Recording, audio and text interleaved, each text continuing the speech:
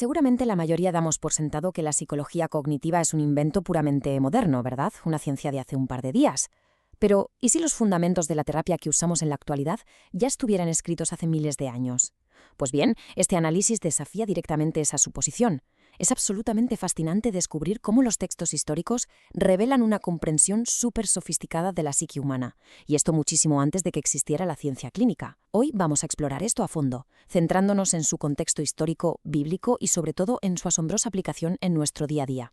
La tesis central que vamos a explorar es que estos textos no se limitan a relatar historias o eventos del pasado, para nada. En realidad, trazan un plano sumamente preciso de cómo funciona la cognición humana. Cuando los analizamos desde una perspectiva psicológica, descubrimos una correspondencia que deja sin palabras con lo que la ciencia moderna nos dice sobre nuestra propia mente. Para que este análisis sea muy claro y fácil de seguir, vamos a estructurar la información en 5 grandes pilares. 1. El origen del deseo. 2. La renovación mental. 3. La ansiedad y la regulación emocional. 4. El aislamiento y el agotamiento integral. Y 5. El autoengaño y el dominio propio. Arrancamos con el pilar número 1, el origen del deseo. Vamos a ver cómo se mapea esa cadena cognitiva de acciones. Fijaos bien, lejos de describir que tomamos decisiones destructivas de forma repentina, el texto de Santiago, en su capítulo 1, nos da una visión que resulta revolucionaria. Establece que cada persona es atraída y seducida por su propio deseo. O sea, no es un impulso instantáneo, sino un proceso interno súper metódico donde el pensamiento va dando paso a la acción. Algo completamente lógico para la ciencia del comportamiento actual. Y aquí la raíz etimológica es una verdadera pasada. La palabra griega original que se traduce como atraído es exelkomenos, y se usaba históricamente para describir a un pez cuando es arrastrado por un anzuelo.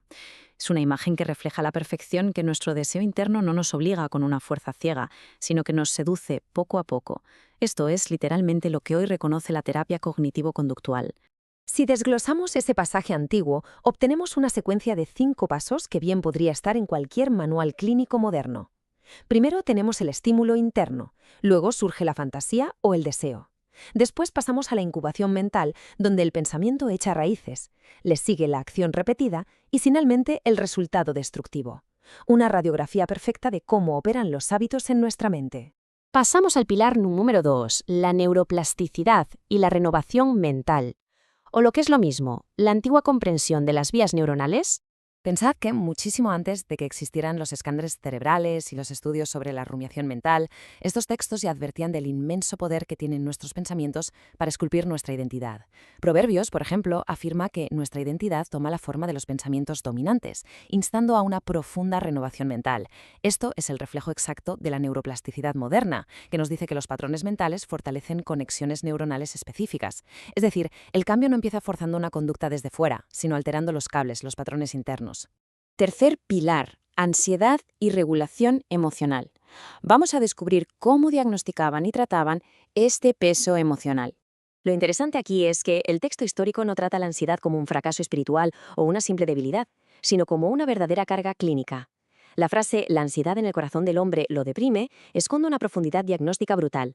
La palabra hebrea original transmite una imagen muy física, la idea de encorvarse bajo un peso enorme. Hace miles de años ya estaban describiendo la ansiedad crónica, tal y como se siente hoy, como un agotamiento mental aplastante. Pero lo mejor es que el texto no se queda solo en el diagnóstico, también prescribe mecanismos de regulación emocional muy prácticos. Como vemos en Filipenses, las recomendaciones no eran fórmulas mágicas, sino ejercicios mentales específicos, verbalizar las preocupaciones, acompañarlas con una gratitud consciente y redirigir la mente hacia pensamientos saludables. Un paralelismo asombroso, paso por paso, con las técnicas modernas de reestructuración cognitiva. Vamos con el cuarto pilar, el aislamiento y el agotamiento integral, esa necesidad vital que tenemos de conexión humana. Desde sus primeras páginas, el texto deja clarísimo que el ser humano fue diseñado con un evidente sesgo social. Necesitamos conectar. Y para ver esto en la práctica, observemos el caso histórico de la crisis de Elías. Tras un nivel de estrés extremo, experimentó un burnout de manual. Se aisló por completo, fue invadido por pensamientos derrotistas y hasta deseó rendirse. Esto nos demuestra que incluso las figuras históricas más prominentes sufrían de desgaste emocional crónico. Y fijaos en la respuesta documentada a esta crisis, porque es extraordinariamente integral.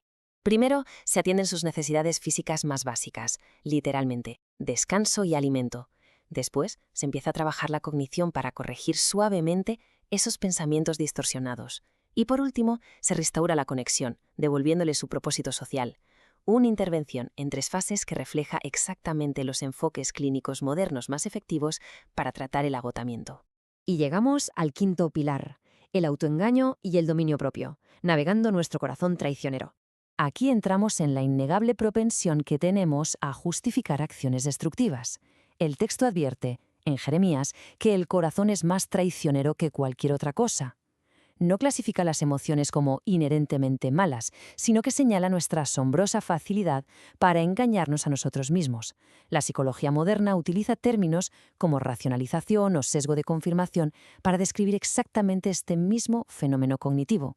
Para contrarrestar ese autoengaño, entra en juego el principio del dominio propio, y se utiliza una metáfora muy visual y poderosa, como una ciudad derribada sin muralla. En términos puramente psicológicos, el autocontrol no se presenta como una restricción aburrida de nuestra libertad personal, sino como una barrera protectora vital contra los impulsos destructivos de nuestra propia mente.